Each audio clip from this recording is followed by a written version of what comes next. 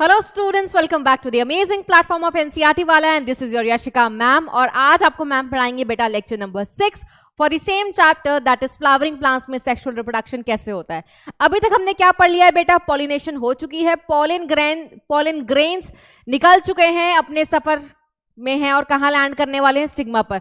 What will happen after the landing? Stigma पर जब वो आ जाएंगे तो उनके साथ क्या होने वाला है? क्या उनको स्टिग्मा रिजेक्ट करेगा या उनको एक्सेप्ट करेगा? ठीक है, अब पॉलन ग्रेन उनको प्रपोजल भेजेगा फॉर द एक्सेप्टेंस।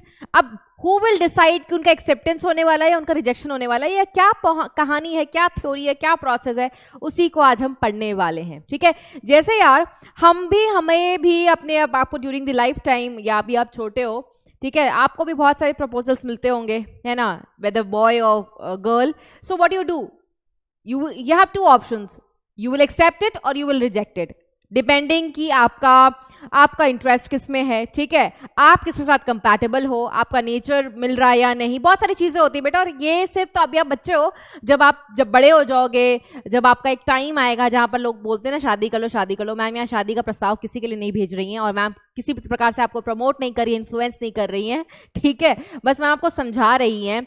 तो यार हमारे पास तो भगवान ने बात करने के लिए, भगवान ने अच्छा खासा मुंह दे रखा है ना, तो हम बात करके एक दूसरे का नेचर जान जाते हैं, समझ जाते हैं। वी टॉक अलॉट फोन्स पे, है ना, मैसेज करके, और बहुत सारी हम बातें शेयर करते हैं इमोशनली, बहुत सारी चीजें होती हैं।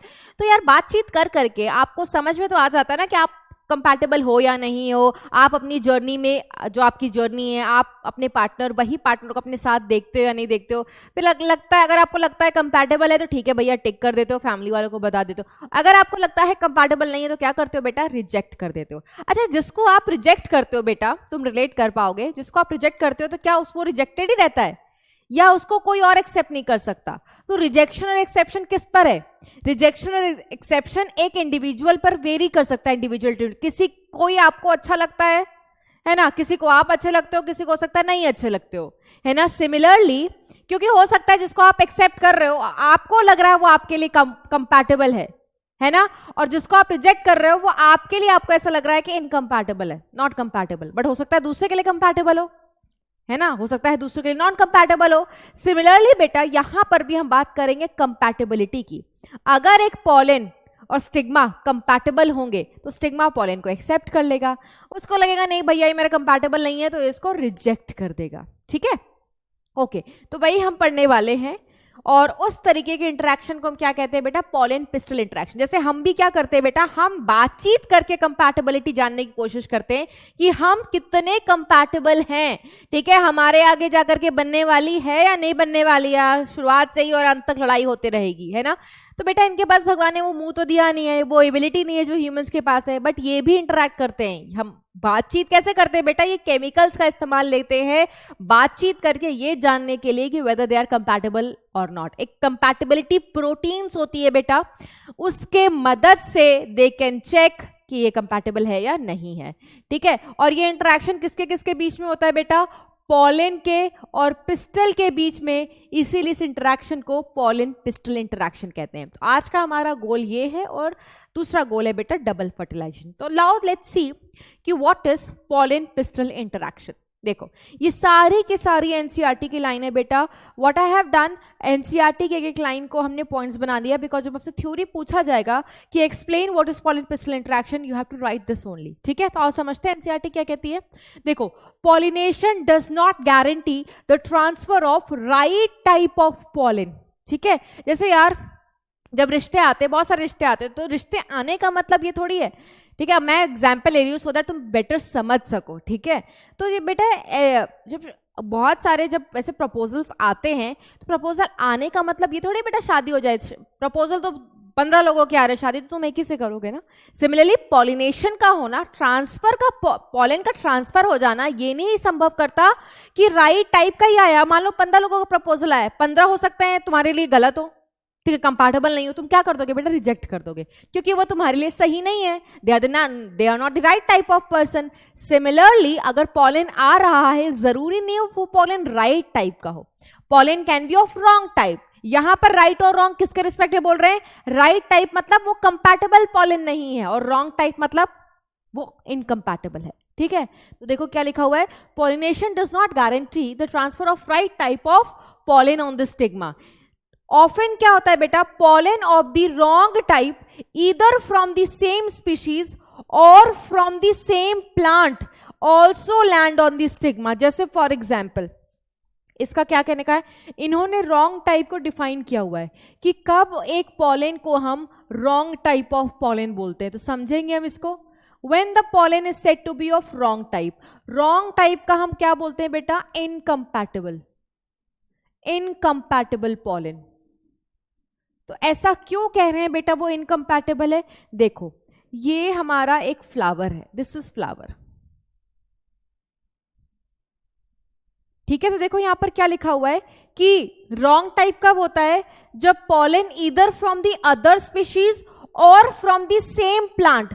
अगर एक प्लांट को बेटा क्रॉस पॉलिनेशन कराना है, जैसे मान लो ये हम प्लांट में एक फ्लावर बना रहे हैं, ठीक है। इफ ये वाला जो फ्लावर है ये इंटरेस्टेड है क्रॉस पॉलिनेशन में, this flower is interested in cross pollination, और होगा क्या, इसका पॉलन इस पर ही आकर के गिर जाए। बेटा इनका इंटरेस्ट तो किसमें था, क्रॉस में था। ये क्या हुआ है बेटा, ये तो सेल्फ पॉलिनेशन हो गई, ये तो सेल्फ पॉलिनेशन हो गई। तो क्या होगा, इनको तो ये पॉलन चाहिए ही नहीं था, तो जब स्टिग्मा को चाहिए ही नहीं, स्टिग्मा का इंटरेस्ट ही नहीं है इसमें, तो ये स्टिग्मा इस पॉलन को क्या कर देगा, रिजेक्ट कर देगा। Why, since pollen is from same species, sorry, same plant, ठीक है, इसको नहीं चाहिए। ये तो पहला केस है। दूसरा हम कब रॉन्ग टाइप बोल सकते हैं, ये देखो, मान लो बेटा ये गुड़हल का फ्लावर है, for example this is the flower of गुड़हल, गुड़हल is China rose.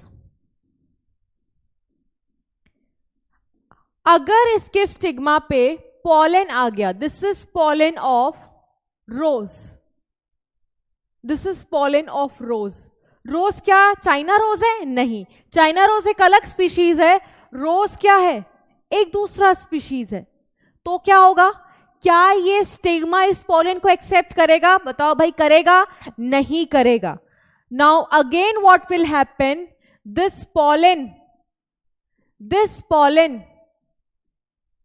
will be rejected, will be rejected. Why it will be rejected? Since it belongs to other species. अगर दूसरे स्पीशीज का पॉलन आ जाए बेटा, वो भी कैसा पॉलन है, this is wrong type pollen, क्योंकि सेक्सुअल रिप्रोडक्शन बेटा सेम स्पीशीज में होगी, डिफरेंट स्पीशीज में थोड़ी होगी, ठीक है। ये भी रॉन्ग टाइप है। ये रॉन्ग टाइप क्यों है, क्योंकि पॉलन सेम प्लांट का ही आ गया है, तो ये पॉलन को हम यहां पर भी क्या कहेंगे, रॉन्ग टाइप। सेम प्लांट का है तो ये सेल्फ इनकम्पैटिबिलिटी शो करेगा, सेल्फ इनकम्पैटिबिलिटी शो करके अपने पॉलन को ही रिजेक्ट कर देंगे। सेल्फ इनकम्पैटिबिलिटी क्यों होता है बेटा, सेल्फ इनकम्पैटिबिलिटी होती है टू इंश्योर क्रॉस पॉलिनेशन, ठीक है। तो दोनों ही केस में ये पॉलन क्या कहलाता है, रॉन्ग टाइप, ठीक है। तो एनसीईआरटी यही लिखती है कि हो सकता है बेटा रॉन्ग टाइप वाला पॉलन आकर के स्टिग्मा पर लैंड हो जाए, तो हम थोड़ी रॉन्ग टाइप वाले स्टिग्मा को, रॉन्ग टाइप वाले पॉलन को जर्मिनेट करने का मौका देंगे, नहीं, वहीं पर रिजेक्ट कर देगा, वहीं पर एबॉर्ट हो जाएगा, उसकी ग्रोथ जर्मिनेशन वहीं पर रुक जाएगी, कहानी खत्म, समाप्त, दी एंड, ठीक है। यस, द पिस्टल, ये जो अब आप सोच रहे हो कि कैसे, बेटा पिस्टल के पास भगवान ने एबिलिटी दी है कि वो ये पहचान सके पॉलन राइट टाइप का है या पॉलन रॉन्ग टाइप का है। राइट टाइप मतलब कंपैटिबल पॉलन, रॉन्ग टाइप मतलब इनकम्पैटिबल पॉलन। तो देखो लिखा हुआ है, pistil has the ability to recognise the pollen whether it is of right type मतलब कंपैटिबल या of wrong type that is incompatible, ठीक है। ये जो भगवान ने बेटा इसको एबिलिटी दी है, ये कैसे करता है, देखो, ability of the pistil to recognise the pollen followed by its acceptance और रिजेक्शन। अगर उसको लगता है पॉलन राइट टाइप का है, एक्सेप्ट कर लेगा, अगर उसको लगता है पॉलन रॉन्ग टाइप का है तो रॉन्ग टाइप का के साथ क्या होता है बेटा, रिजेक्ट हो जाता है। ये एक्सेप्टेंस और रिजेक्शन किस पे बेस्ड है, तो it is the result of continuous chemical dialogue between pollen and the pistil. जैसे हम आपस में बातचीत करके बेटा एक दूसरे को समझते हैं, है ना, और फिर मतलब जैसे जैसे मैं एग्जांपल दे रही थी वो शादी वाला, तो जब दो एक मेल या फीमेल बातचीत करके एक दूसरे का नेचर समझने की कोशिश करते हैं कि whether that person is right और wrong, whether that person is compatible और incompatible, same happens with the plant. यहां पर अब बातचीत तो नहीं कर सकते, मैसेजेस का आदान प्रदान तो नहीं कर सकते, एक दूसरे को टैग तो नहीं कर सकते, शायरियां नहीं भेज सकते, गाने नहीं लिख सकते, रोमांटिक भेज सकते हैं, है ना, टैग नहीं कर सकते एक दूसरे के पेजेस पे, तो क्या कर सकते हैं, केमिकल एक्सचेंज कर सकते हैं।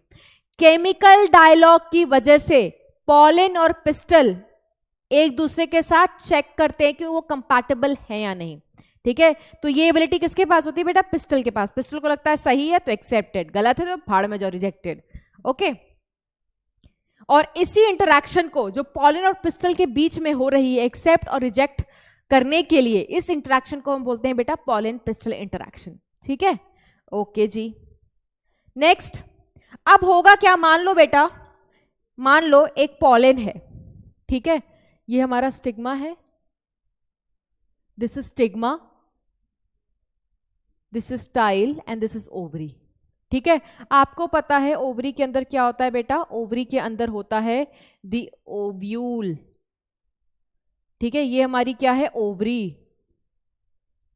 और इसके अंदर क्या प्रेजेंट होता है, इसके अंदर प्रेजेंट होता है एम्ब्रियो सैक, जो मियोसिस के बाद बनता है ना। एम्ब्रियो सैक हमारा, अगर मैं ये माइक्रोपाइलर एंड ले रही हूं और ये चैलोजल एंड ले रही हूं बेटा, तो माइक्रोपाइलर के तरफ क्या दिखाई देता है, एग सेल, ठीक है, और जिसको दो सराउंड करके कौन रखता है, सिनर्जिड। ये कौन है बेटा, सिनर्जिड। ये क्या है, एग। तीन चैलोजल की तरफ क्या होते हैं, एंटीपोडल सेल्स, और बीच में दो होते हैं पोलर न्यूक्लिया, ये आपको पता है, ठीक है।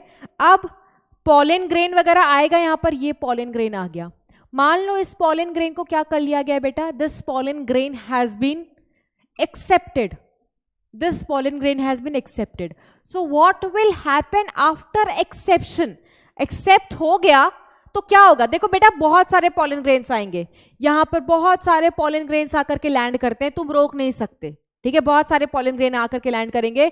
अगर ये रॉन्ग टाइप होगा तो इसको रिजेक्ट कर दिया जाएगा, और ये रॉन्ग टाइप और राइट टाइप कौन पहचानता है, स्टिग्मा पहचानता है, ठीक है। अगर ये रॉन्ग टाइप होगा तो इसको भी क्या कर दिया जाएगा, रिजेक्ट कर दिया जाएगा। अगर राइट टाइप होता है तो उसको क्या कर लिया जाता है बेटा, एक्सेप्ट कर लिया जाता है। रॉन्ग टाइप वाले को रिजेक्ट कर लिया जाता है, राइट टाइप वाले को एक्सेप्ट कर लिया जाता है, ठीक है। इसलिए हम कहते हैं कि पॉलिनेशन हो जाए, ये फर्टिलाइजेशन की गारंटी नहीं देता। ये भी तो पॉलिनेशन का रिजल्ट था, ये आगे कुछ काम करेगा नहीं। ये भी तो पॉलिनेशन का रिजल्ट था, ये आगे कुछ काम करेगा नहीं। तो पॉलिनेशन कोई गारंटी नहीं लेती बेटा फर्टिलाइजेशन हो या हो रही या नहीं हो रही है।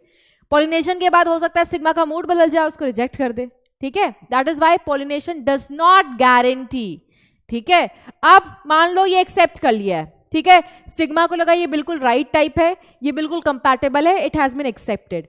तो इसके बाद क्या होने वाला है, पॉलिनेशन के बाद क्या होगा, पॉलिनेशन के बाद मतलब पोस्ट पॉलिनेशन इवेंट्स क्या होने वाले हैं। तो सबसे पहले बेटा ये क्या करता है, ये जो इसकी जर्म पोर होती है, ठीक है, मान लो ये इंटाइन है और ये एक्साइन है, ठीक है, जर्म पोर होती है ना, ये उसके मदद से क्या करता है बेटा, ग्रो करता है। क्या करता है बेटा, ग्रो करता है। ऐसे कर लो, इतना क्यों करना तुमको, तुम बस ऐसे कर लो। जर्म पोर की मदद से क्या करता है बेटा, ग्रो करता है, ठीक है। ये क्या है, स्टाइल है।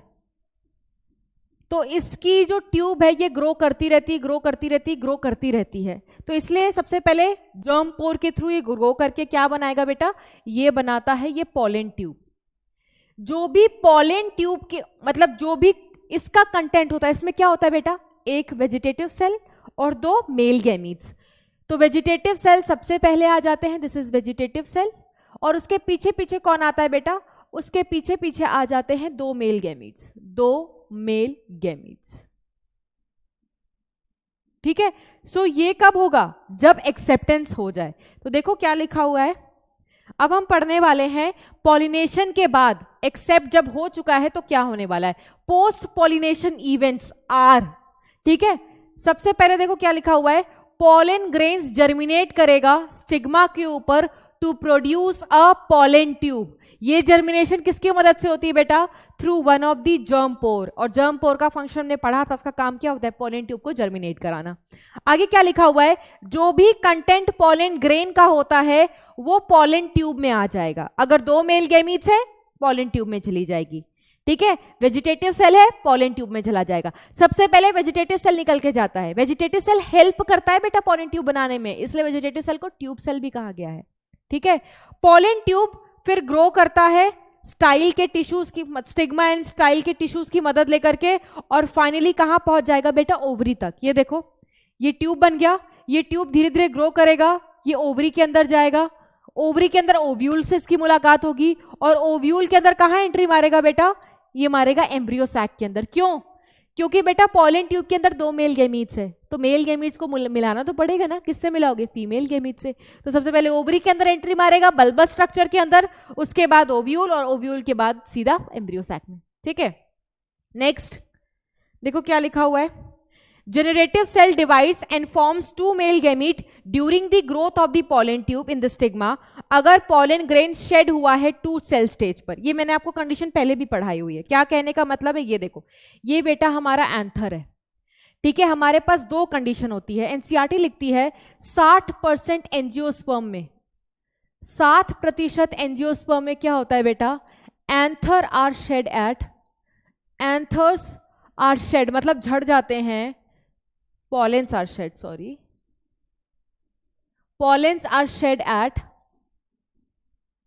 मतलब इनकी पॉलिनेशन हो जाती है at 2 cell stage, जब पॉलन ग्रेन्स 2 सेल स्टेज पर होते हैं। इसका क्या मतलब है?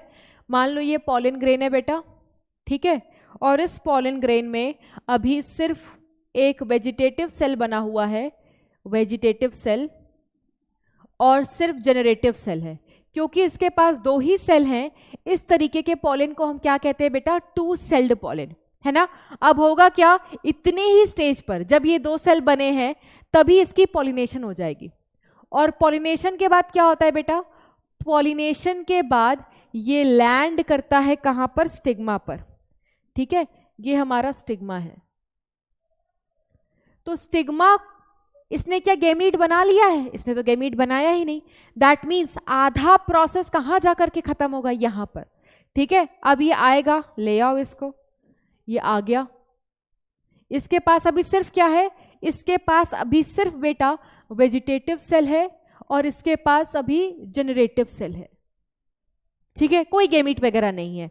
तो जब पॉलन ट्यूब बनती है, जर्म पोर हेल्प करेगा पॉलन ट्यूब बनाने में, ठीक है। ये क्या है? Pollen tube formation. तो जब पॉलन ट्यूब बनती है, जो भी कंटेंट होता है, अभी यहां पर क्या कंटेंट है बेटा? एक वेजिटेटिव और एक generative cell, they will move into the pollen tube, ठीक है। दोनों सेल पॉलन ट्यूब में आ जाएंगे, ठीक है। तो इसका नेक्स्ट स्टेप क्या होगा? नेक्स्ट स्टेप यहां पर बनाते हैं, ये देखो, ये पॉलन ग्रेन, ये इसकी पॉलन ट्यूब। सबसे पहले कौन आता है बेटा? Vegetative cell. सबसे पहले आते हैं वेजिटेटिव सेल, ठीक है। वेजिटेटिव सेल क्योंकि ट्यूब बनाने में मदद करते हैं बेटा, इनको ट्यूब सेल भी कहा गया है। इनके पीछे पीछे कौन आता है? इनके पीछे पीछे आएंगे बेटा जनरेटिव सेल, ठीक है। जब जनरेटिव सेल पॉलन ट्यूब में पहुंच जाता है, here it will divide. Why it will divide? It will divide mitotically. किस पर्पस के लिए? To form 2 male gametes, to form 2 male gametes. अब क्या होगा? जैसे मैं आपको इतना ये क्यों ही बनाना, ठीक है। अब मैं इसका आपको 4th स्टेज दिखाऊं तो अब क्या होगा? देखो ये स्टिग्मा, ये पॉलन ट्यूब की ग्रोथ हम पढ़ रहे हैं। अब क्या होगा? वेजिटेटिव सेल तो वैसे ही रहेगा, जनरेटिव सेल डिवाइड करके एमीबा की तरह 2 मेल गैमीट्स बना लेंगे, 2 मेल गैमीट्स। बट ये सब किस में होगा? सिर्फ 7% एंजियोस्पर्म में, सिर्फ 7% एंजियोस्पर्म में ऐसा होगा। रेस्ट में क्या होता है बेटा? रेस्ट 40% में क्या होता है? देखो, in rest 40% pollen grains are shed at 3 cell stage। बना बनाया माल गया है स्टिग्मा के पास, तो अब स्टिग्मा को कुछ करने की जरूरत है नहीं। तो देखो लिखा हुआ है pollen tube carries 2 male gametes from the beginning। pollen tube के पास मेल गैमीट पहले से ही होंगे, अब pollen tube के अंदर कोई डिवीजन नहीं होगी। ऐसा कितनों में होता है बेटा? 40% एंजियोस्पर्म। तो मैं आपको डायग्राम दिखा देती हूँ, ये देखो जो हमने बनाया था ना वो 40% का ही केस दर्शाता है। ये देखो हो क्या रहा है, ये मान लो एंथर है, ठीक है। इस एंथर में जो पॉलन बना है बेटा, उसके पास पहले से 2 मेल गैमीट्स हैं, ठीक है, और इसके पास वेजिटेटिव सेल है। इसके पास एक वेजिटेटिव 2 मेल गैमीट्स, तो ऐसे पॉलन को क्या बोलते हैं बेटा? 3 सेल्ड पॉलन। तो जब पॉलन 3 सेल स्टेज पहुंचने के बाद शेड होता है, ठीक है, अब इसकी पॉलिनेशन होगी, तो ये उड़ा और उड़ करके यहां पर आ गया। दिस इज द थिंग, ठीक है। अब देखो इसके पास तो ऑलरेडी 2 मेल गैमीट पहले से है ना, अब दोबारा बनेगा नहीं, तो पॉलन ट्यूब के पास सीधा का सीधा मेल गैमीट्स पहुंचेगा। That is why it is written कि पॉलन ट्यूब के पास पहले से 2 मेल गैमीट्स पहुंचे हुए मिलेंगे, ठीक है। अब देखो हमने सब पढ़ लिया, तो ये देखो ये हमारा पॉलन ट्यूब की ग्रोथ दिखाया है बेटा। क्या दिखाया बेटा? पॉलन ट्यूब की ग्रोथ दिखाया है। तो आप ये देखो, ये हमारा अंदर के लेयर इंटाइन, ये बाहर का लेयर एक्साइन, एक जर्म पोर के थ्रू ये क्या बना हुआ दिखाई दे रहा है बेटा? पॉलन ट्यूब, ठीक है। पॉलन ट्यूब आपको एक कैलोस प्लग्स जानने की जरूरत नहीं है। सबसे बाहर की तरफ क्या है? वेजिटेटिव सेल का न्यूक्लियस, क्योंकि इस वेजिटेटिव सेल को ट्यूब सेल भी बोलते हैं, तो क्या लिखा हुआ है? Tube nucleus. इसके पीछे पीछे कौन होते हैं बेटा? Male gametes. इसके पीछे पीछे बनते हैं 2 मेल गैमीट्स। कितने मेल गैमीट्स है बेटा? 2 मेल गैमीट्स है। आप देख सकते हो आगे की तरफ, ये इसका आगे का हिस्सा है बेटा, ये इसका एपेक्स है। एपेक्स के तरफ देखो कितना सारा साइटोप्लाज्म है। क्या लिखा हुआ है? डेंस साइटोप्लाज्म, है ना। आगे की तरफ साइटोप्लाज्म इतना ज्यादा है, तो ये दर्शाता है कि इधर की तरफ ग्रोथ बहुत ज्यादा है। इसीलिए हम कहते हैं बेटा the growth of pollen tube, the growth of pollen tube is apical,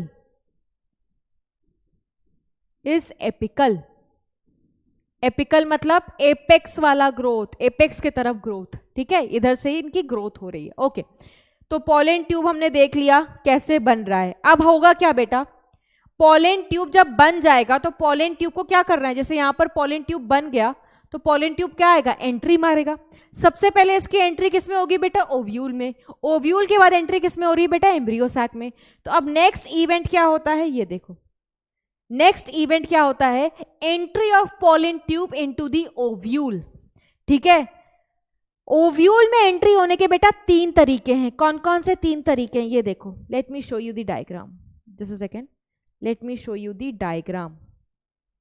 ये देखो, ठीक है। अगर मैं आपको एनसीईआरटी का डायग्राम दिखाऊं, ये देखो एनसीईआरटी में देखो कितने सारे पॉलन है, 1 2 3 4 5 6, ठीक है। अब आइडेंटिफाई करता है पिस्टल, उसके हिसाब से अपना क्या करता है? एक्सेप्ट करेगा, रिजेक्ट करेगा। जिसको एक्सेप्ट करता है आप देख सकते हो इसकी पॉलन ट्यूब बनने लगी।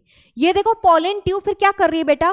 पहले स्टाइल के टिश्यू में थी, फिर ये ओवरी के टिश्यू में आई, फिर ये ओवरी से ओव्यूल के अंदर गई, और ओव्यूल के बाद ये किसके अंदर घुसने की कोशिश कर रही है? रेड वाला स्ट्रक्चर क्या है बेटा? Embryo sac. तो अब हम यही पढ़ने वाले हैं। अच्छा, एक चीज और देखो, एनसीईआरटी ने सोचो यहां पर कौन सा वाला ओव्यूल बनाया हुआ है? अब मैं आपको बताऊं, इसीलिए तो मैं कहती हूं रटना नहीं है। अब एनसीईआरटी ने यहां पर ऐसा वाला ओव्यूल बनाया हुआ है। Let me show you this. ये है ओव्यूल, देख सकते हो बेटा आप, इस तरीके का बना हुआ है। इसमें माइक्रोपाइलर नीचे दिखाया हुआ है और चालजल ऊपर है ना। और माइक्रोपाइल के पास क्या है बेटा? फ्यूनिकल। तो ये कैसा ओव्यूल है? जब माइक्रोपाइल फ्यूनिकल के पास आ जाता है तो ये एनाट्रोपस ओव्यूल है। तो एनसीईआरटी एनाट्रोपस ऐसे भी दिखाती है, ये देखो, और एनसीईआरटी एनाट्रोपस इसको घुमा करके भी दिखाती है। तो तुम हमेशा अगर रट के बैठ जाओ कि माइक्रोपाइल ऊपर होगा और चालजा नीचे होगा बेटा, तो रटने से काम नहीं चलेगा, आपका आंसर गलत हो जाएगा। मैम ने आपको क्या सिखाया है? मैम ने आपको सिखाया है जहां पर ये पोर हो, जहां पर इंटेग्यूमेंट्स हो, उसको माइक्रोपाइल कहते हैं। अगर तुमने इसको माइक्रोपाइल कह दिया तो इसका ऑपोजिट वाला बट ऑब्वियस से क्या होगा बेटा? चालजा होगा। और ये डंडी क्या है? फ्यूनिकल है। अगर फ्यूनिकल माइक्रोपाइल के पास है, समझ जाना वो एनाट्रोपस, और एनसीईआरटी में एनाट्रोपस ही पढ़ाती।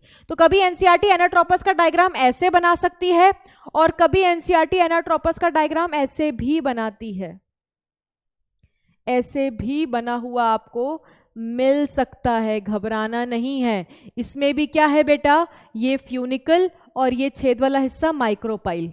माइक्रोपाइल अगर ये है तो चालजा वाला हिस्सा ये होगा, है ना? और डंडी माइक्रोपाइल के पास है, दैट मीन्स ये भी एनाट्रोपस। चाहे आपको ये मिले चाहे ये मिले, दोनों एनाट्रोपस, तो घबराओगे नहीं। पोजीशन चेंज हो जाएंगी। कैसे चेंज हो जाएंगी? अगर मैं ये एनाट्रोपस बना रही हूं तो अगर मैं अब इसके अंदर एम्ब्रियो सैक बनाऊंगी बेटा, this is embryo sac, this is what? This is embryo sac. तो आप हमेशा रटना मत कि एग ऊपर बना करके बैठ जाओ कि एनसीईआरटी पहले एग ऊपर बनाती। नहीं बेटा, रटना मत। एग किधर होता है? जिधर माइक्रोपाइल है। माइक्रोपाइल हमारी किधर है? तो एग भी हमारा इधर होगा, दिस इज एग। ठीक है, जिधर एग होता है बेटा, सिनर्जिड हमारे उधर होते हैं, तो सिनर्जिड इधर होगा। ठीक है, अगर माइक्रोपाइल इधर, इधर, चालजल की तरफ क्या होता है बेटा? 3 एंटीपोडल सेल्स और बीच में होंगी 2 पोलर न्यूक्लियाई। रटना पड़ा? नहीं पड़ा। अब यहां पर क्या रट के बैठ जाओगे कि एग नीचे होगी क्योंकि मैडम ने उधर नीचे बनाया है? नहीं, एग उधर होगी जिधर माइक्रोपाइल है। माइक्रोपाइल किधर है? ऊपर की तरफ। एग ऊपर की तरफ बना दो। अगर एग ऊपर है तो सिनर्जिड भी ऊपर होंगे बेटा। ठीक है, चालजल की तरफ क्या होगा बेटा? Antipodal cells. और बीच में हमारे क्या होंगे बेटा? बीच में हमारे होंगे 2 पोलर न्यूक्लियाई। ठीक है, अब आपको देखना है बेटा क्या हो रहा है। पॉलन ट्यूब आ रही है ऊपर से। क्या आ रही है बेटा? Pollen tube. Pollen tube ovary में घुस चुकी है। देखो, ये देखो, पॉलन ट्यूब ओवरी में घुस चुकी है। अब पॉलन ट्यूब को कहां जाना है? ओव्यूल के अंदर जाना है। कहां जाना है बेटा? ओव्यूल के अंदर जाना है। तो ये देखो, ओव्यूल में अंदर जाने के 3 तरीके हैं। 3 तरीके हैं। एक तो वो सीधा चालजल से अंदर घुस जाए, दूसरा तरीका है कि वो अपना रास्ता मोड़े और इंटेग्यूमेंट्स के थ्रू एंट्री मारे, और तीसरा तरीका बेटा ये है कि ये अपना रास्ता मोड़े और किधर की तरफ से एंट्री मारे? माइक्रोपाइल के थ्रू। 3 तरीके हो गए ना? कौन कौन सा? दिस इज, ये देखो, ये एक तरीका है थ्रू चालजा, थ्रू चालजा। ठीक है, सीधा चालजा में घुस गया। या हो सकता है ये ट्यूब अपना रास्ता बदले और प्रोटेक्टिव कवरिंग के थ्रू अंदर जाए। तो दूसरा तरीका क्या है बेटा? Through integuments, through integuments. ठीक है, और तीसरा तरीका क्या है बेटा? Through micropyle, through micropyle. अब आप खुद सोचो बेटा, सबसे कॉमन तरीका कौन होगा? सबसे कॉमन तरीका क्या होगा? याद करो बेटा, मैंने आपको बताया था कि जो सिनर्जिड सेल्स होती हैं उनके पास यहां पर ऐसे फिंगर लाइक प्रोजेक्शंस होता है। यही finger like projections pollen tube को इशारा करते हैं कि बेटा एग यहां पर है। तो आप खुद सोचो, अगर इशारा यहां से आ रहा है तो ज्यादातर प्लांट्स में एंट्री भी पॉलन ट्यूब की माइक्रोपाइल से ही होती होगी। ठीक है, ज्यादातर में एंट्री भी माइक्रोपाइल के थ्रू ही होती होगी। तो माइक्रोपाइल के थ्रू एंट्री सबसे कॉमन तरीका होता है। 80% प्लांट में बेटा यही देखा गया है कि पॉलन ट्यूब यहीं से एंट्री मारता है। दैट मीन्स मोस्ट कॉमन तो यही हुआ। बट ऐसे भी इक्का दुक्का प्लांट है बेटा जहां पर चालजा से भी एंट्री मार सकता है और जहां से इंटेग्यूमेंट्स के थ्रू भी मार सकता है। ठीक है, तो देखो आपको दिखा देती हूं, जस्ट अ सेकेंड, ये अपना डायग्राम ऊपर ले जाते हैं बेटा। हाँ, ये देखो, आप देखो 3 डायग्राम बने हुए हैं। यहां पर ये पॉलन ट्यूब आ रहा है। ठीक है, कहां से एंट्री मार रहा है? दिस इज व्हाट बेटा? This is micropyle. ठीक है, तो माइक्रोपाइल से एंट्री मार सकता है। ये कहां से एंट्री मार रहा है बेटा? ये कहां से एंट्री मार रहा है? ये हमारा क्या है? ठीक है, ये पॉलन ट्यूब, ये क्या है हमारा? चालजा। ठीक है, तो आप खुद देख सकते हो चालजा के थ्रू एंट्री मार रहा है, और ये हमारे क्या हैं, इंटेग्यूमेंट्स। तो यहाँ पर किसके थ्रू एंट्री मार रहा है, इंटेग्यूमेंट्स के थ्रू, इंटेग्यूमेंट्स। तो 3 तरीके होते हैं बेटा ओव्यूल के अंदर आने, एम्ब्रियो सैक के नहीं, ओव्यूल के अंदर आने की। ठीक है, ये सारे ओव्यूल के अंदर दिखाई दे रहा है। ये देखो, ये क्या है बेटा, ये एम्ब्रियो सैक है, ये भी एम्ब्रियो सैक है, ये भी एम्ब्रियो सैक है। हम एम्ब्रियो सैक के अंदर की बात नहीं कर रहे हैं, हम ओव्यूल के अंदर की बात कर रहे हैं। ठीक है, किसके अंदर की बात कर रहे हैं, ओव्यूल के अंदर की। तो लिख लेते हैं बेटा कि ओव्यूल में अंदर एंट्री करने के बेटा 3 तरीके हैं। माइक्रोपाइल के थ्रू जाएगा तो पोरोगैमी कहते हैं, क्योंकि माइक्रोपाइल बेटा क्या होता है, पोर। चालजा के थ्रू जाएगा तो चालजोगैमी कहते हैं, इंटेग्यूमेंट्स के थ्रू जाएगा तो मीजोगैमी कहते हैं। ये एक्स्ट्रा है, नॉट इन दी एनसीईआरटी, नाम एक्स्ट्रा है, और ये सबसे कॉमन तरीका होता है, मोस्ट कॉमन। जब अपनी कॉपी में बनाओगे बेटा, इसी के नीचे ये वाला डायग्राम बनाओगे, ये माइक्रोपाइल वाला, चालजा के नीचे चालजा वाला डायग्राम बनाओगे, इंटेग्यूमेंट्स के नीचे इंटेग्यूमेंट्स वाला डायग्राम बनाओगे। क्लियर हो गया? अभी तो हमने ये देखा है बेटा कि ये ओव्यूल के अंदर एंट्री कैसे मार रहे हैं। अब हम देखेंगे कि ये एम्ब्रियो सैक के अंदर एंट्री कैसे मारता है। बेटा भले ओव्यूल में अंदर जाने के 3 तरीके हैं, but let me tell you, embryo sac के अंदर जाने का एक ही तरीका होगा। ठीक है, जैसे बेटा आप देखते हो ना कि आप कमरे में जैसे हम घुसते हैं बेटा, आपको पता है कि एक घर में मेन गेट होता है, ठीक है, एक एग्जिट गेट होता है। तो घर में एंट्री एग्जिट के गेट्स बहुत सारे हो सकते हैं। ऐसे फॉर एग्जांपल किचन में जाना है, किचन में जाने का तो एक ही तरीका है ना। ठीक, अब ये मत बोला मैम किचन में, बहुत सारे बच्चे ऐसे आएंगे, मैम मेरे किचन में 2 जगह से रास्ता है, मैं इधर से भी जा सकता हूँ, उधर से भी जा सकता हूँ। बेटा मैं एक जनरल एग्जाम्पल ले रही हूँ, मान लो एक फ्लैट है, ठीक है, एक फ्लैट की बात कर रहे हैं हम, तो हम उसमें एक किचन का एग्जाम्पल ले रहे हैं कि जैसे कि जनरली बेटा घरों में एक से ज़्यादा एंट्री डोर्स होते हैं। ठीक है, आप एंट्री 2-3 जगह से कर सकते हो, बट मैं अगर किचन की बात करूं, for example I am telling you, अपना तुम एग्जाम्पल मत ले आना, तो उसमें अंदर जाने का बेटा एक रास्ता है। सिमिलरली ओव्यूल के अंदर घुसने के 3 रास्ते हैं, बट एम्ब्रियो सैक में अंदर जाने का एक ही रास्ता है। और वो रास्ता क्या होगा, सोचो बेटा, वो रास्ता होता है थ्रू माइक्रोपाइल। कौन सा रास्ता होता है बेटा, थ्रू माइक्रोपाइल। ठीक है, pollen tube makes entry into cytoplasm of degenerated synergid। degenerated synergid आपको बताया था ना बेटा, अगर याद करो कि एक सिनर्जिड पॉलिनेशन के जस्ट बाद, अगर मैं आपको एग्जांपल दूं, ये देखो, ये देखो, ये हमारा ओव्यूल है। कौन सा ओव्यूल बना रहे हैं बेटा, एनाट्रोपस फॉर एग्जांपल। ये हमारा माइक्रोपाइल है, ये हमारा चालजा है। इसी ओव्यूल के अंदर क्या होगा बेटा, इसी ओव्यूल के अंदर होगा एम्ब्रियो सैक, है ना। इस एम्ब्रियो सैक में जिधर माइक्रोपाइल उधर क्या होगा बेटा, एग।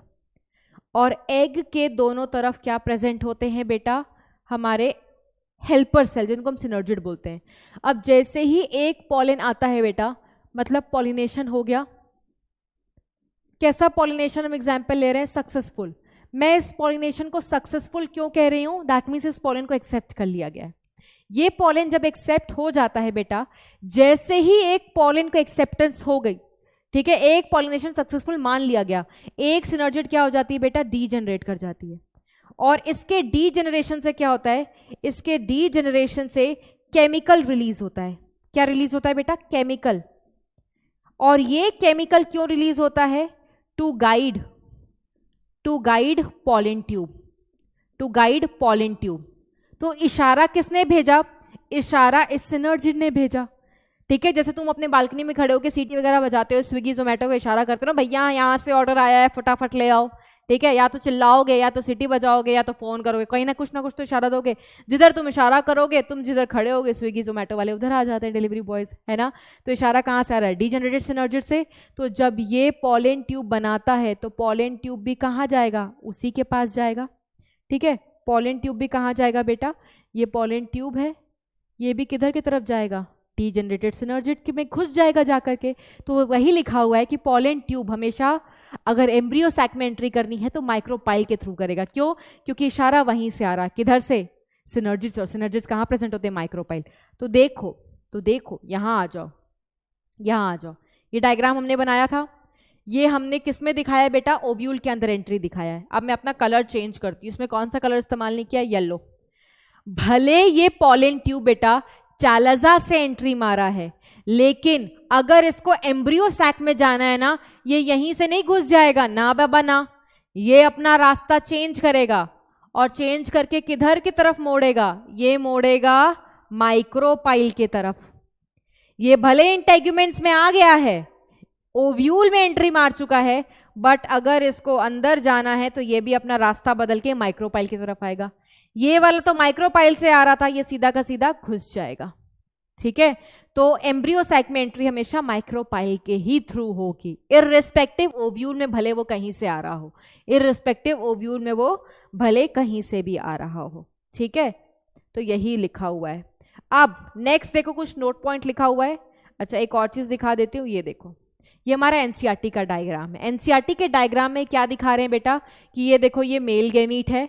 ठीक है, एनसीईआरटी थोड़ा अलग टाइप से बेटा डायग्राम बनाती है, हम सिंप्लीफाइड डायग्राम बनाते हैं कि एक एग सेल और साइड में उसके दो सिनर्जिड्स। ठीक है, एनसीईआरटी देखो कैसे बनाई हुई है, एक ये सिनर्जिड है, ठीक है, और एक डीजनरेटेड सिनर्जिड होता है बेटा, जिसके अंदर ये घुसते हैं, पॉलन ट्यूब की एंट्री होती है। तो देखो ये देखो पॉलन ट्यूब है, पॉलन ट्यूब, वेजिटेटिव न्यूक्लियस, और आपको दो मेल गैमेट्स दिखाई दे रहे हैं।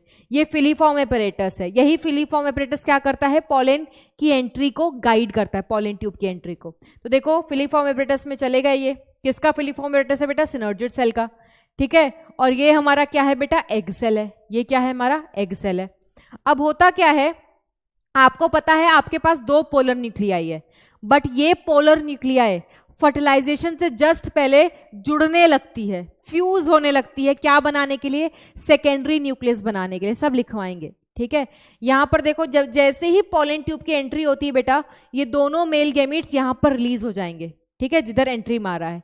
अब मेल गैमीट्स देखो यहां पर आ गए। ठीक है, और ये ऐसे ऐसे क्यों दिखाया हुआ है बेटा, क्योंकि ये सिनर्जिड क्या हो चुका है, डीजनरेट हो चुका है। क्या हो चुका है बेटा, डीजनरेट हुए, तो डीजनरेटेड दिखाने के लिए ऐसे रुई रुई टाइप का ऐसा बना हुआ है। अब आपके पास एक मेल गैमीट्स ये हैं, एक मेल गैमीट्स ये हैं। पहले दोनों मेल गैमीट्स यहीं रिलीज हुए थे।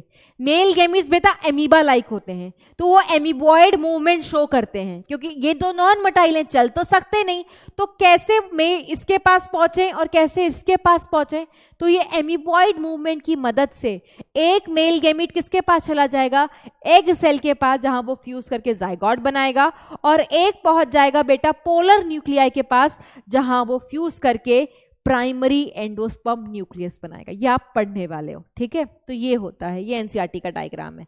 ओके, नोट पॉइंट में देखो क्या लिखा हुआ है, जितना भी इवेंट आपने पढ़ा, कहां से, पॉलन डिपोजिशन से लेकर के अंटिल पॉलन ट्यूब की एंट्री ओव्यूल में, पॉलन डिपॉजिट हुआ, फिर पॉलन ट्यूब बनी, फिर वो ट्यूब ओव्यूल के अंदर एंट्री मारी है, ये पूरा आपका क्या कहलाता है बेटा, this all together are referred as pollen pistil interaction. इसको हम क्या कहते हैं, पॉलन पिस्टल इंटरैक्शन। और ये एनसीईआरटी की लाइन है बेटा, इस इंटरैक्शन को डायनामिक प्रोसेस कहते हैं, जो चेंज होता जा रहा है। जब सबसे पहले पॉलन आया, पॉलन फिर ग्रो किया, पॉलन ट्यूब बनाया, पॉलन ट्यूब की ग्रोथ हुई, फिर उसकी एंट्री हुई ओव्यूल के अंदर, फिर ओव्यूल के अंदर के बाद एम्ब्रियो सैक के अंदर एंट्री हुई। ठीक है, that is why this process is said to be dynamic process. अच्छा, एनसीईआरटी ने आपको पूरा पॉलन ट्यूब ग्रोथ समझाया है। समझाने के बाद एनसीईआरटी कहती है कि आप आर्टिफिशियली भी पॉलन का ग्रोथ करा सकते हो। कैसे कराओगे, तो एनसीईआरटी कहती है ग्लास स्लाइड लो। ठीक है, एक ग्लास स्लाइड लो, और इस ग्लास स्लाइड पे आपको करना क्या है, इस ग्लास स्लाइड पे बेटा आपको कुछ नहीं करना, कुछ नहीं मतलब कुछ तो करना पड़ेगा। आपको पॉलन ग्रेन्स फ्लावर से ला करके क्या करने, डस्ट करने। pollen grains are dusted, pollen grains are dusted। ठीक है, आप जब तुमने pollen grains डाल दिया बेटा, pollen growth की जर्मिनेशन के लिए आपको केमिकल्स चाहिए, है ना, डेफिनेटली केमिकल चाहिए। जो केमिकल इनको प्लांट देता है, अगर वही केमिकल तुम इनको आर्टिफिशियली दे दो, तो क्या ये जर्मिनेट नहीं कर जाएंगे, बिल्कुल कर जाएंगे जर्मिनेट। यस, और ऐसा बेटा आपने शायद स्कूल में आपको कराया भी गया होगा, क्योंकि स्कूल लैब में बच्चे बताते हैं कि उनको इस तरीके का पॉलन ग्रेन्स के साथ एक्सपेरिमेंट कराया जाता है। तो शायद बहुत सारे बच्चे फेमिलियर होंगे इस एक्सपेरिमेंट से, नहीं है तो थोड़ा सुन लो। पॉलन ग्रेन्स डाला, प्लांट्स में इनको केमिकल्स ही तो मिलते हैं, दे दो तुम केमिकल्स। क्या देना है हमें? देना पड़ेगा पॉलन ग्रेन्स को 10% शुगर सोल्यूशन। बेटा शुगर दोगे तभी तो ये कुछ ग्रोथ वगैरह शो करेंगे। प्लस तुम्हें इनको देना पड़ता है बोरिक एसिड। बोरिक एसिड के पास एक एलिमेंट होता है बेटा, कौन सा? बोरॉन। और 11th क्लास के मिनरल न्यूट्रिशन में पढ़ा है कि बोरॉन बहुत इंपॉर्टेंट होते हैं पॉलन ग्रेन की ग्रोथ में, पॉलन ट्यूब के ग्रोथ में, ठीक है। दैट इज वाई इनको बोरिक एसिड देना पड़ता है। प्लस इनको calcium plus magnesium plus potassium के सॉल्ट्स दे दो। जब ये सब दे दोगे तो what you will observe, after 15 to 20 minutes, after 15 to 20 minutes pollen grain will germinate. Pollen grain will germinate. क्या बनाने के लिए? To form pollen tube. To form pollen tube. आपको ऐसे ऐसे ड्रॉप लाइक चीजें दिखाई देंगी। क्यों? क्योंकि जर्म पोर से क्या निकलने लगा बेटा? ट्यूब। और इस तरीके के मेथड को क्या बोलते हैं बेटा? Hanging drop method. क्या बोलते हैं? Hanging drop method. तो शायद से बच्चों आप स्कूल में ये करते होंगे, बहुत सारे स्कूल में कराया जाता है। आई एम नॉट श्योर कि आपके स्कूल में कराया गया होगा या नहीं। तो एनसीईआरटी में कुछ एग्जाम्पल लिखा हुआ है कि कौन कौन से प्लांट को आप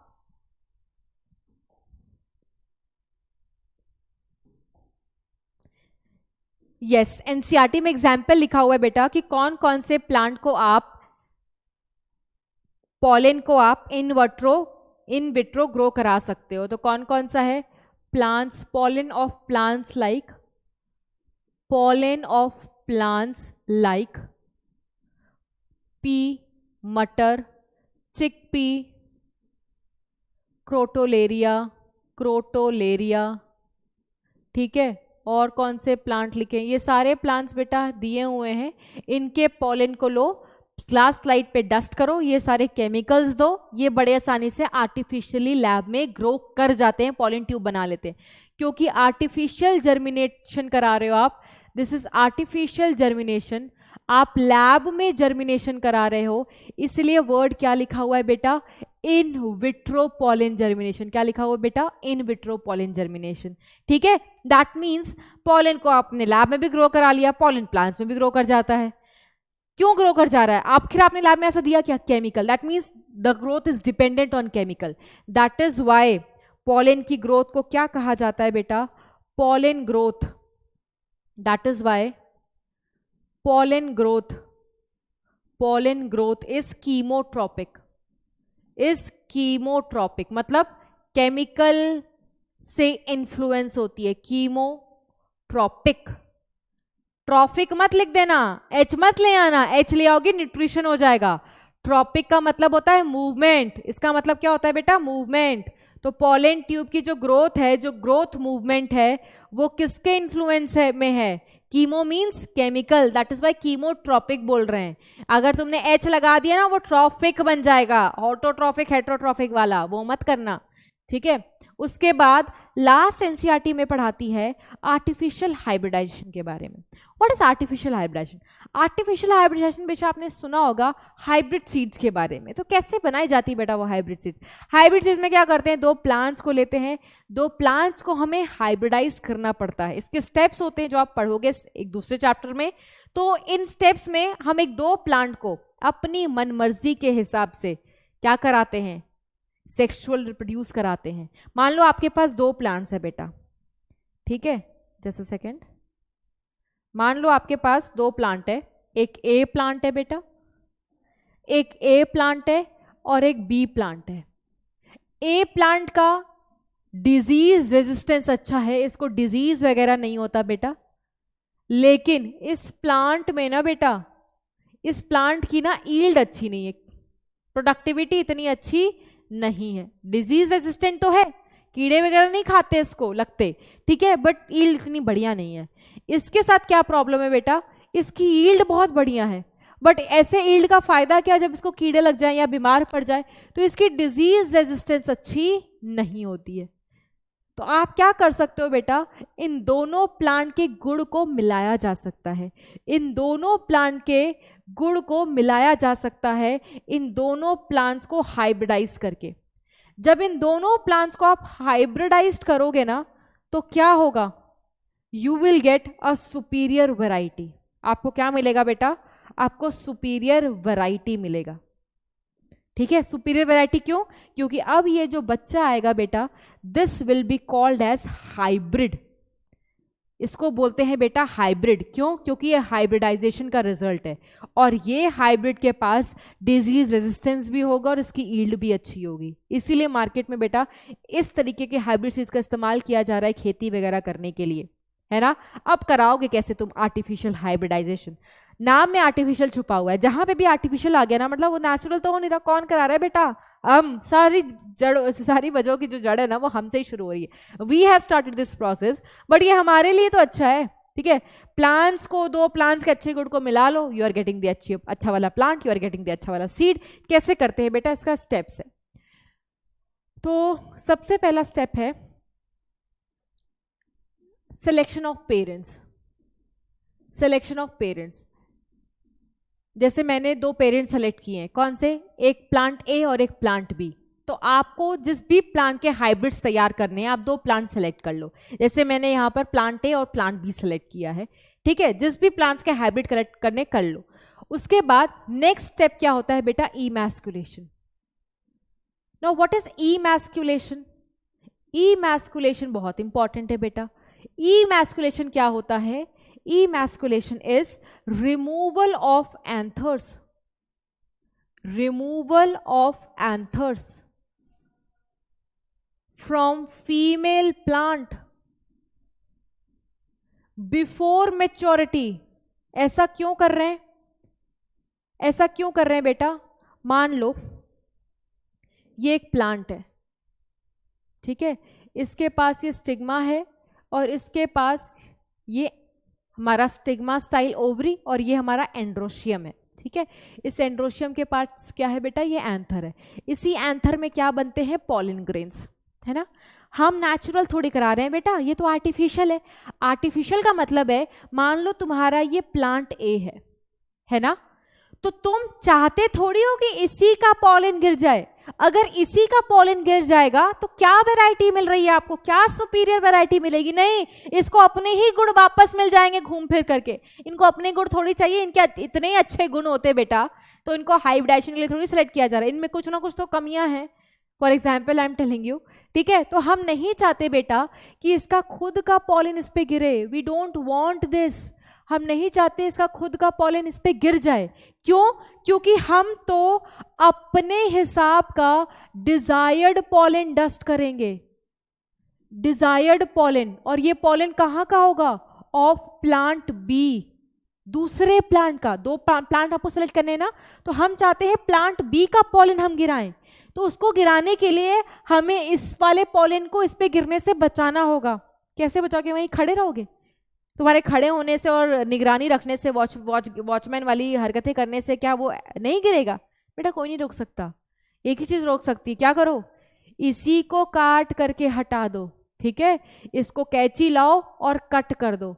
तो एंथर को जो कट कर लिया जाता है मैच्योरिटी से पहले, क्योंकि मैच्योर हो गए बेटा, फट चुके, पॉलिन ग्रेन्स बाहर आ गया।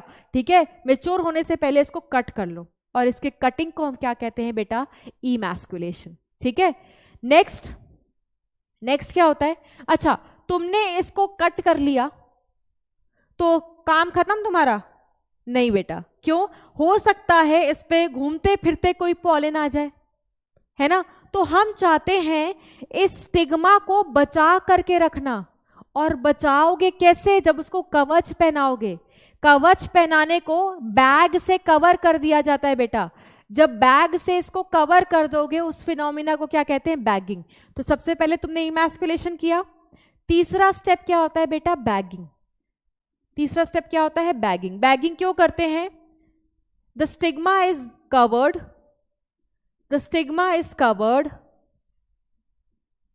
To protect it from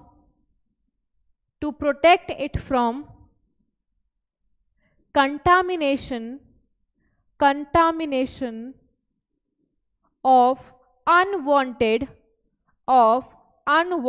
pollen grain, so that unwanted pollen grains आकर के ना गिर जाए. ठीक है, इसलिए उसको बैग कर दिया. इस फिनोमिना को क्या कहते हैं बेटा? बैगिंग. ये कब तक करते हैं बेटा? जब तक stigma is not mature. Till stigma is not matured. अब एक बार स्टिग्मा मेच्योर हो गई तो फिर क्या करेंगे? चौथा स्टेप होता है बैग को हटाना. जब किसी तुम चीज को हटाते हो तो वर्ड आगे क्या लग जाता है बेटा? डी. तो नेक्स्ट स्टेप क्या होता है? D bagging. What is the next step? D bagging. ठीक है, डी बैगिंग का मतलब D stands for removal. D stands for removal. So removal of bag. क्यों हटा रहे हैं बेटा? पहले हटा लगाया बचाने के लिए, अब हटा क्यों रहे हैं बेटा? मेच्योर हो गई है ना, तो पॉलन ग्रेन तो गिराओगे उसके ऊपर. ठीक है, अब इस बैग को खोलोगे बेटा, और जो भी तुमने दूसरा प्लांट सेलेक्ट करके रखा है उसके पॉलन को लाओगे, यहां पर डस्ट कर दोगे. ठीक है, सो डी बैगिंग क्यों करते हैं? Removal of bag to dust the desired pollen grain. To dust the desired pollen grain. अब क्या होगा? अब तुमने पॉलन ग्रेन डस्ट कर लिया, खुला नहीं छोड़ दोगे बेटा, फिर से कंटामिनेशन हो सकता है. तो जो तुमने बैग खोला था पॉलन ग्रेन डस्ट करने के लिए, उसको दोबारा से बांध देना, दोबारा से लगा देना है. दोबारा से बैग कर रहे हो तो प्रोसेस क्या आ जाएगा? रिपीट. री किस वर्ड से आए बेटा? रिपीट से. तो इसको हम क्या बोलेंगे? री बैगिंग. ठीक है, री बैगिंग को डिफाइन कैसे करोगे? Stigma is bagged again. Stigma is bagged again. कब तक उसको बैग के अंदर कवर करके रखते हैं बेटा? Till the fruit is develop. Bagged till the fruit is develop. क्यों? क्योंकि पॉलन वगैरह अंदर जाएगा बेटा, फर्टिलाइजेशन वगैरह करेगा, और फर्टिलाइजेशन के बाद फ्रूट वगैरह बन जाते हैं. Fruit is developed.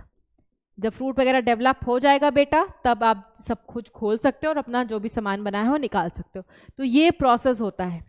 अच्छा, एक क्वेश्चन आता है बेटा, अगर मान लो फ्लावर यूनिसेक्सुअल है, फ्लावर इज यूनिसेक्सुअल.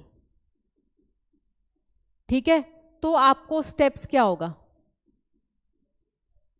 ठीक है, जैसे मान लो फ्लावर इज यूनिसेक्सुअल, इसके पास सिर्फ स्टिग्मा है. ठीक है, इसके पास पेटल्स हैं, ये पेटल्स हैं. ठीक है, इसके पास सिर्फ ये गाइनोशियम वाला पार्ट है जिसमें स्टिग्मा स्टाइल ओवरी आता है बेटा, है ना. इसका ये थैलेमस है फूला हुआ, और ये इसकी डंडी. आप खुद सोचो, अगर ये flower, this flower is what? Unisexual.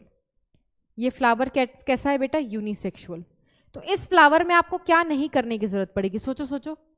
Answer तो प्रेजेंट ही नहीं है, तो रिमूव करोगे? नहीं. तो अगर फ्लावर यूनिसेक्सुअल है तो स्टेप्स बदल जाते हैं. स्टेप में क्या आ जाएगा बेटा? सारे स्टेप सेम रहेंगे एक्सेप्ट इमैस्कुलेशन. अब आपको इमैस्कुलेशन करने की जरूरत नहीं है. Emasculation is not required. Emasculation is not required.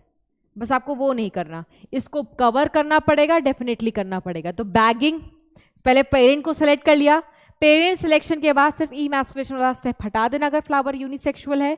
उसके बाद बैग करना पड़ेगा, फिर बैग खोलोगे, फिर बैग दोबारा बंद कर दोगे. ठीक है, rest everything will be same except emasculation. ठीक है, ये हमारी एनसीईआरटी बेटा लिखती है. आर्टिफिशियल हाइब्रिडाइजेशन भी हमने कर लिया है. अब हुआ क्या है बेटा? गैमीट का ट्रांसफर हो चुका है, मेल गैमीट्स फीमेल तक पहुंच चुके हैं. तो नेक्स्ट स्टेप क्या होने वाला है बेटा? नेक्स्ट स्टेप होने वाला है फर्टिलाइजेशन. ठीक है, नेक्स्ट स्टेप क्या होने वाला है? फर्टिलाइजेशन. बट इस प्रकार के फर्टिलाइजेशन को बेटा डबल कहा गया है. Why? Because fertilisation will take place twice. अच्छा, फर्टिलाइजेशन क्या होती है हमने पिछले चैप्टर में पढ़ा हुआ है. फर्टिलाइजेशन क्या होता है बेटा? Fusion of gametes. That means gamete का फ्यूजन 2 बार होगा. क्यों होगा बेटा 2 बार? 2 मेल गैमीट्स है ना, तो 2 बार फ्यूजन करेंगे. अब 1 male gamete will fuse with the which cell? It will fuse with the egg cell. क्या बनाने के लिए बेटा? To form zygote. To form zygote. Egg cell की प्लॉइडी एन, एम्ब्रियो सैक की सेल है ना, तो एन ही होगी. एम्ब्रियो सैक मियोसिस का रिजल्ट है. एम्ब्रियो सैक क्योंकि बेटा मियोसिस का रिजल्ट है. Every cell of the embryo sac is haploid. Egg cell haploid, synergid is haploid. बोला है रटना नहीं है, एंटीपोडल्स आर हैप्लॉइड. ठीक है. मेल गैमीट क्या होगा बेटा? हैप्लॉइड. गैमीट्स तो हमेशा हैप्लॉइड होते हैं. दो हैप्लॉइड चीज फ्यूज करेगी तो क्या बनेगा बेटा? Diploid structure. उस डिप्लॉइड स्ट्रक्चर का नाम क्या होता है? जाइगोट. ठीक है. और इस फिनोमिना को क्या बोलते हैं बेटा? सिंगैमी. या आप कह सकते हो नॉर्मल फर्टिलाइजेशन. आपके लेवल पे बताया है सिंगैमी और fertilisation it is same. Next, दूसरे मेल गैमीट का क्या फेट है? उसके नसीब में क्या है? Second male gamete, second male gamete fuses with the secondary nucleus. अब आप सोच रहे होगे कि सेकेंडरी न्यूक्लियस क्या है मैम? सेकेंडरी न्यूक्लियस कुछ भी नहीं है बेटा. दो पोलर न्यूक्लियाई आपस में फ्यूज कर जाते हैं. Two polar nuclei fuse together just prior to fertilization, just prior to fertilization, क्या बनाने के लिए बेटा? To form secondary nucleus. Secondary nucleus बनाने के लिए आपस में मिल जाते हैं. ठीक है. दो पोलर न्यूक्लियाई, दो पोलर न्यूक्लियाई, ये पोलर न्यूक्लियाई एन, ये भी पोलर न्यूक्लियाई एन. ये क्या है बेटा? Polar nuclei. अगर ये पोलर न्यूक्लियाई, एक सेकेंड, फ्यूज कर जाएंगे तो क्या बनेगा? बनेगा सेकेंडरी न्यूक्लियस. सेकेंडरी न्यूक्लियस तो एन एन एन क्या हो जाएंगे बेटा? 2n. तो सेकेंडरी न्यूक्लियस की प्लॉइडी क्या होगी? सेकेंडरी न्यूक्लियस की प्लॉइडी 2n होगी. मेल गैमीट तो बेटा हमारा n है ही, तो n प्लस 2n क्या बनेगा बेटा? कौन सा न्यूक्लियस बनकर के आएगा? Primary endosperm nucleus. क्या बनेगा बेटा? Primary endosperm nucleus. और यही न्यूक्लियस फिर किसमें हेल्प करता है बेटा? यही न्यूक्लियस हेल्प करता है आगे एंडोस्पर्म बनाने में. ठीक है. सो ये होती है बेटा डबल फर्टिलाइजेशन. अब सिंगैमी क्या है? जाइगोट का बनना. अब आप खुद देखो बेटा, पेन बनाने के लिए पोलर न्यूक्लियाई के 2 न्यूक्लियस लगे और मेल गैमीट का 1 न्यूक्लियस लगा. कितने न्यूक्लियस की फ्यूजन हुई? 3. इसीलिए इस प्रोसेस को क्या कहा गया है? Triple fusion. तो अगर आपसे पूछा जाए ट्रिपल फ्यूजन क्या बनाता है? एंडोस्पर्म. सिंगैमी क्या बनाता है? जाइगोट. तो आप खुद देखो, एक बार फर्टिलाइजेशन हो रही है, एक बार फ्यूजन हो रहा है प्राइमरी एंडोस्पर्म न्यूक्लियस बनाने के लिए, दूसरी बार फ्यूजन हो रहा है जाइगोट बनाने के लिए. फ्यूजन 2 बार हुआ या नहीं? दैट इज वाई इस प्रकार के फ्यूजन को क्या कहा गया है बेटा? Double fertilisation. क्या कहा गया है बेटा? Double fertilisation. और ये जो डबल फर्टिलाइजेशन है बेटा ना, हर किस्म के प्लांट में नहीं मिलती. This is unique to angiosperm. Unique to angiosperm मतलब सिर्फ फ्लावरिंग प्लांट्स में ही देखने को मिलता है. तो जो मेल गैमीट्स थे ट्रांसफर हो गए, और ट्रांसफर के बाद क्या होता है? फर्टिलाइजेशन. फर्टिलाइजेशन खुद में बहुत यूनिक है क्योंकि एक बार नहीं 2 बार हो रही है. एक बार जाइगोट बनाने के लिए और एक बार प्राइमरी एंडोस्पर्म न्यूक्लियस बनाने के लिए. तो गैमीट्स का बेटा ये होता है फेट. इसको और बेटर से आप समझ सकते हो, एक एनिमेशन वीडियो दिखाऊंगी. ठीक है. और उसको दिखाने से पहले एनसीईआरटी का एक डायग्राम देख लो. एनसीईआरटी का डायग्राम में ये डबल फर्टिलाइजेशन दिखाया गया है, जिसमें आपको चेंज दिखाया जा रहा है. फर्टिलाइजेशन से पहले का अगर मैं आपको एम्ब्रियो सैक का रूप दिखाऊं, ये एम्ब्रियो सैक है. ठीक है. अगर मैं इससे कंपेयर करूं, इन्होंने सिनर्जिड ऊपर दिखाया है. अगर सिनर्जिड ऊपर दिखाने का मतलब है माइक्रोपाइलर ऊपर लेकर के चल रहे हैं, चालाजल नीचे लेकर के चल रहे हैं. रटा मैंने? रटवाया आपको? नहीं. अगर आप फिर से एनसीईआरटी पे जाओगे ना, एनसीईआरटी का जब मर्जी करता है बेटा ये पोलैरिटी चेंज कर देते हैं. बट आपको घबराने की जरूरत नहीं है. जिधर सिनर्जिड उधर हमारा माइक्रोपाइल. तो मैंने माइक्रोपाइल ऊपर लिख दिया. एम्ब्रियो सैक बिफोर फर्टिलाइजेशन देखो कैसा दिखता था, अभी बना करके दिखाती हूँ बेटा। बिफोर फर्टिलाइजेशन ये कैसा दिखता था? बिफोर फर्टिलाइजेशन के इसके पास थी एग सेल, ठीक है, और ये दो क्या है बेटा? सिनर्जिड। ये दो क्या है? सिनर्जिड। यहां पर था दो पोलर न्यूक्लियाई, ठीक है, और जिस सेल में मौजूद था इसको हम क्या बोलते हैं? Central cell. चालिजल की तरफ क्या थे बेटा? 3 एंटीपोडल सेल्स। अब देखना क्या होगा आफ्टर फर्टिलाइजेशन, सेंट्रल सेल किसमें कन्वर्ट हो गया है बेटा? Primary endosperm cell. क्यों? क्योंकि इसी सेल के अंदर यहां पर क्या बन रहा है? एंडोस्पर्म। देखो आप खुद देखो, यहां पर पेन बना, प्राइमरी एंडोस्पर्म न्यूक्लियस जिसको पेन बोलते हैं, इसकी प्लॉइडी क्या होगी बेटा? 3n। क्यों? क्योंकि 3 न्यूक्लियस ने फ्यूज करके बनाया ना। ये देखो, ये 2n प्लस n, ये क्या आएगा बेटा? 3n आएगा। प्राइमरी एंडोस्पर्म कहां पर बना? ये एंडोस्पर्म वाला न्यूक्लियस सेंट्रल सेल के अंदर बना है, तो सेंट्रल सेल भी किसमें कन्वर्ट हो गई है बेटा? प्राइमरी एंडोस्पर्म सेल में। फर्क देख रहे हो? ये देखो, ये सब फर्क है, ये फर्क, ये फर्क। तो हमने क्या देखा यहां पर? सेंट्रल सेल किसमें कन्वर्ट हो गई बेटा? प्राइमरी एंडोस्पर्म सेल में। हमारा जो पोलर न्यूक्लियाई था वो फ्यूजन के बाद किसमें आपको कन्वर्टेड होता हुआ दिखाई दे रहा है? प्राइमरी एंडोस्पर्म न्यूक्लियस में, ठीक है। आपके जो एंटीपोडल सेल्स थे, एंटीपोडल्स और जो सिनर्जिड्स थे, ये क्या होना शुरू हो दिखाई दे रहे हैं बेटा? डीजेनरेट होना। They start डीजेनरेटिंग। क्वेश्चन पूछा जाता है बेटा, कौन से ऐसे दो सेल्स होते हैं जो डीजेनरेट करना शुरू कर जाते हैं फर्टिलाइजेशन के जस्ट बाद? आप देख सकते हो, एंटीपोडल सेल्स डीजेनरेट कर जाएंगे और सिनर्जिस डीजेनरेट करना शुरू कर जाते हैं, ठीक है। उसके बाद एग सेल का क्या हो रहा है बेटा? एग सेल फर्टिलाइजेशन के बाद किसमें कन्वर्ट हो गया है? जाइगोट में। तो मैंने फर्टिलाइजेशन के पहले वाली पिक्चर भी दिखा दी और बाद में क्या होने वाला है वो भी दिखा दिया है ना। आई होप अब आपको कोई कंफ्यूजन नहीं होगी, और नहीं होगी जब आपको एक वीडियो भी दिखा दूंगी, ठीक है। तो कोई कमी नहीं छोड़ी जाएगी बेटा आपके लिए। टीचर हर तरफ से हर कंटेंट आपको प्रोवाइड करेगा, थोड़ी मेहनत करनी है बस आपने, है ना। जस्ट अ सेकेंड, हाँ आ जाओ। यस, तो आप देख सकते हो बेटा ये सुंदर सा खूबसूरत फ्लावर, ठीक है, और इसमें ये दिखाएंगे डबल फर्टिलाइजेशन।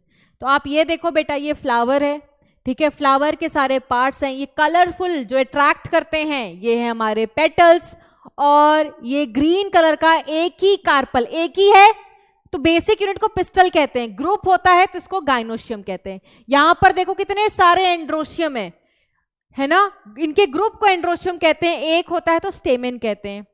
अब इन्होंने ओव्यूल को दिखाया हुआ है, ठीक है, ओवरी को जूम किया और ओव्यूल दिखाया कि ओव्यूल के अंदर एक सेल होती है बेटा, कौन सी? न्यूसेलस। वो डिवाइड करती है, मेगास्पोर्स बनते हैं, ठीक है, 4 में से एक ही फंक्शन रहता है न्यूक्लियस, वो डिवाइड करता है, ठीक है।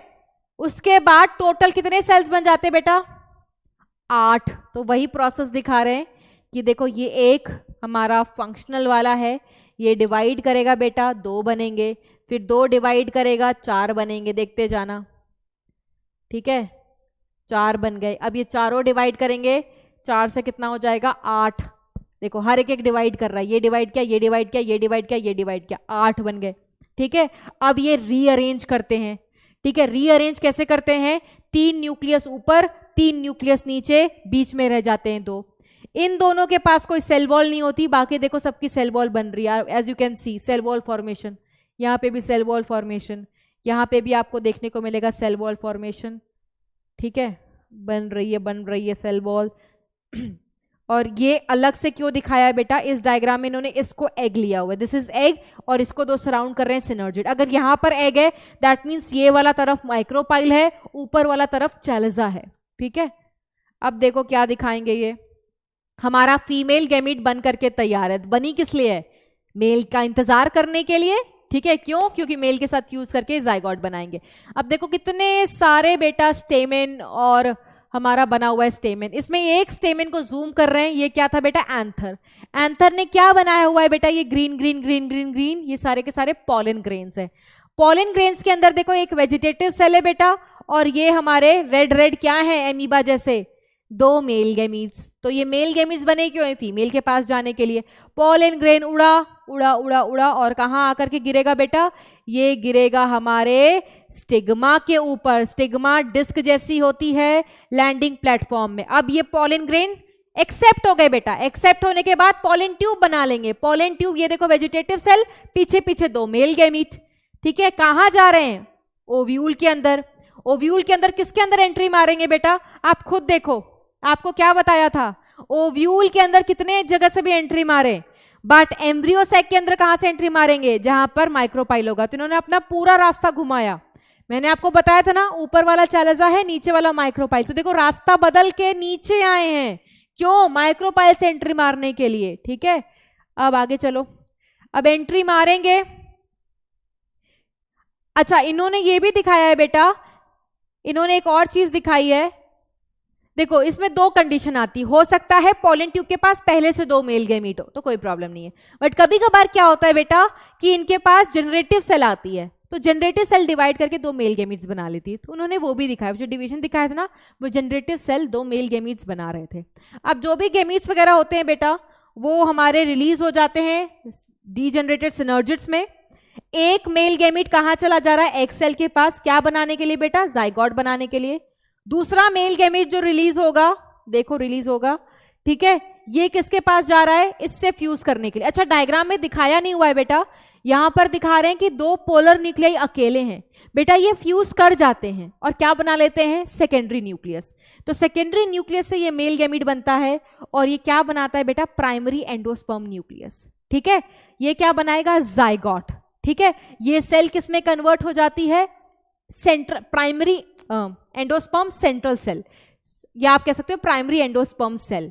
ये 3 का कोई काम नहीं है, डीजनरेट कर जाएंगे। जो बचा हुआ है सिनर्जिड है, ये भी डीजनरेट कर जाएगा, ठीक है, जो बचा हुआ है वो भी डीजनरेट कर जाएगा। ओके, देख सकते हो अभी क्या दिखाएंगे। तो आपको देखो एनिमेशन वीडियो बेटा, बहुत सारी एनिमेशन वीडियो अवेलेबल होती है, आप खुद भी देख सकते हो, इसमें कोई प्रॉब्लम नहीं है। तो मैंने आपको ये एनिमेशन वीडियो इसलिए दिखाई है, यू कैन टाइप, ठीक है, जो मर्जी आपको देखना, बहुत सारी प्रेजेंट है बेटा। आप एनिमेशन वीडियो में देख लेते हो तो पूरा विजुअलाइज हो जाता है। आप देखो कितना अच्छे से आपको समझ में आया कि कैसे आ रहा है, ठीक है। पॉलन ट्यूब वहीं जाने की कोशिश करेगा जिधर माइक्रोपाइल है, तो माइक्रोपाइल नीचे बनाया हुआ था इसमें, तो नीचे की तरफ घुस गया, ठीक है। So this is how pollination takes place. I hope अब क्लियर होगा। अब हम अपनी परंपरा को फॉलो करते हुए चलेंगे, किधर के तरफ चलेंगे, क्वेश्चन सॉल्व करने की तरफ, ठीक है। और एनसीईआरटी की एक एक लाइन ऑलरेडी नोट्स में थी, तो दैट इज वाई आज हमने एनसीईआरटी का स्क्रीनशॉट ऐड नहीं किया। आपके लिए होमवर्क है, आप रीड कर लेना, आप देखना, आपको each and every line you will get in your notes, ठीक है। आगे देखो, फ्लावरिंग प्लांट्स में generative cell of pollen grain divides mitotically to give rise, कितने मेल गैमीट्स बनाता है, अभी वीडियो भी दिखाया, लिखा भी हुआ है कॉपी में, 2 मेल गैमीट्स। दोनों के दोनों मेल गैमीट्स कैसे होते हैं बेटा, नॉन मोटाइल, ठीक है, ये चल नहीं सकते हैं, ये एमीबॉइड मूवमेंट शो करते हैं। तो एक पहुंचता है एक सेल के पास, दूसरा पहुंचता है पोलर न्यूक्लियाई के पास। नेक्स्ट,